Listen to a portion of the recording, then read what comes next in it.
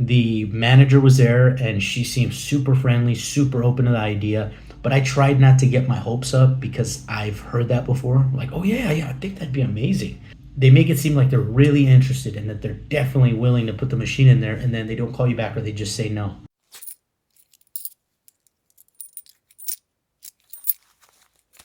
What's up, everyone? It's Ivan, and today we're going to be talking about the restored machine that we bought on OfferUp about a month ago. So just to give you a breakdown of all the costs associated with buying the machine, I wrote them all down for you here. So it was $120 for the machine on OfferUp. We got it locally. It was $60 worth of materials and spray paint, cleaning materials, sanding equipment, all of that stuff. Online, we bought another $45 worth of parts that we had to replace, including a coin mechanism that was about 35 bucks, and then another $10 on two risers that are part of the gumball and candy wheels. So it totaled $225 to buy the machine from this guy, fix it up, replace any parts, sand it, paint it, and make it look good again. We took it all apart, we sanded it all, and we scrubbed it with soap. We spray painted the parts that needed to be spray painted, including the rack, by the way. And we put it all back together, and we had to test out different things with it. So luckily, the sticker machine on the top left looked really nice. The coin mechanisms in there were really nice. After talking with a few people in the vending industry, they said that that was a steal for that machine alone. So it did also come with some inventory. So you'll see on the sticker machine that two slots look a little older, the display cards. They look a little older. That's the Gumball cartoon and Family Guy tattoos. The new one that I bought was a Sonic, so that's why that one looks a little bit more cleaner and newer and more appealing to the eye. But it came with inventory already. I think it was like 100 of what we dispense, whether it's stickers or tattoos. There's 100 of those little cards that it comes in that dispenses out. So that's about $50 worth of inventory that was already included in the machine.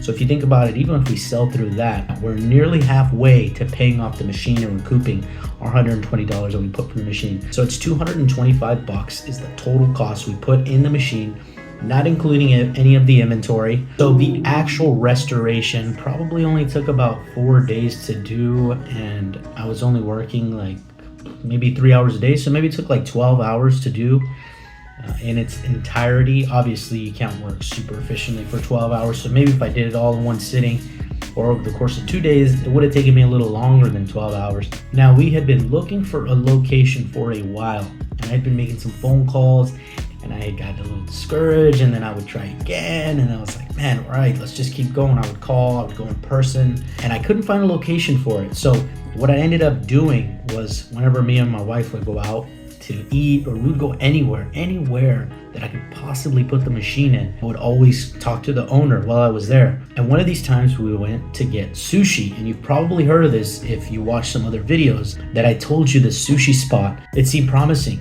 The manager was there and she seemed super friendly, super open to the idea, but I tried not to get my hopes up because I've heard that before. Like, oh yeah, I think that'd be amazing. AutoZone, I don't know if you remember the video of me cold calling, but they make it seem like they're really interested and that they're definitely willing to put the machine in there, and then they don't call you back or they just say no. But I followed up with her maybe like a week and a half after we went to eat, and I went in person because their phone number just wasn't working. So I went in person, I talked to the manager, she said, you know what, bring it on Monday, and I hadn't completed the machine yet. So recording this is Tuesday, and I just dropped the machine off yesterday and cleaned it all up, put all the inventory in there. And looking at the pictures, I love how it ended up looking.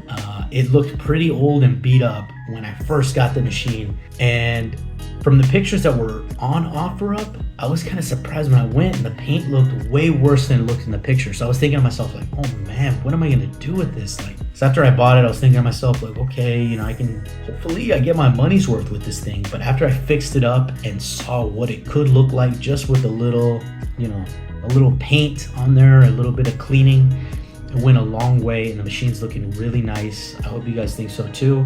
The owner liked it, the manager liked it, some of the employees there thought that the machine would do great there, which was great to hear. They thought kids would love it, and people would get candy, and it would perform well. So hopefully it does. I agreed with the owner on giving them 10% of sales which isn't a lot to me.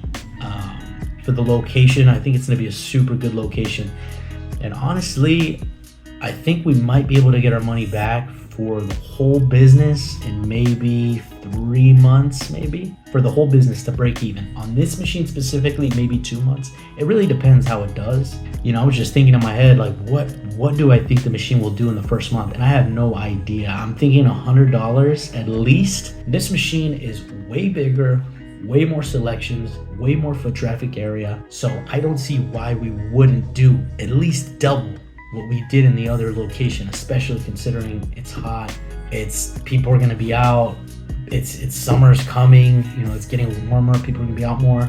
But I don't know. Those are my thoughts, and I wanted to make this video to show you guys that sometimes it is best to just go with the cheaper option and have a lower investment. If I would have started off with this, I would have only had $225 invested in the business, and I would have had a location like this one, and we would have made our money back in 2 months from the beginning. We've been in the vending industry for 4 months now. We still have not made our money back. We've been growing, we've been learning and doing all that stuff, and I'm not complaining. I really don't mind waiting a little bit to get our money back, but we always have to get better and strategize. But if we would have started off with this machine right away, we would have got our money back in 2 months. And from now on, I think I'm also gonna stick with the racks. I really like the idea of racks. Instead of taking this whole rack apart and going to 5 different locations, I can just go to one. And it's 5 machines worth of revenue. So I think it works out. But I just wanted to show you guys that with a little bit of paint and some cleaning, that a machine can go a long way, and you can get a great deal on OfferUp or Facebook Marketplace and start your vending business. So with that being said, thank you guys for watching this video. If you learned anything, you have any questions, anything like that, leave it down in the comments. I love when people are interested in vending, want to talk about vending.